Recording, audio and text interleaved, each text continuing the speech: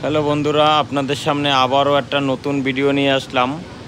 এই যে মালটা দেখতে পাচ্ছেন, Suzuki Gixxer SF FI ABS।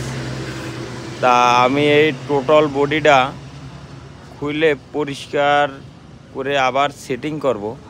তা দেখুন বন্ধুরা, আমি কিভাবে একটা টোটাল বডি খুলে আবার পরিষ্কার করি, আর এর ভিতরে কি পরিমাণ ময়লা থাকে।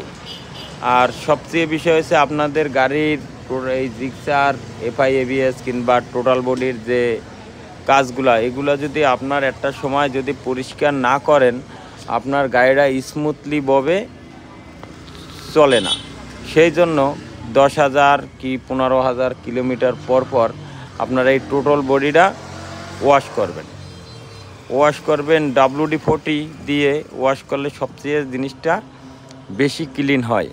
তা আপনাদের এরপরে কুইল ইনজেক্টর পরিষ্কার করা দেখাবো। আর আমার এই ভিডিওটা যদি আপনাদের ভালো লাগে, আমার চ্যানেলটি সাবস্ক্রাইব করে দিন। ধন্যবাদ সবাইকে।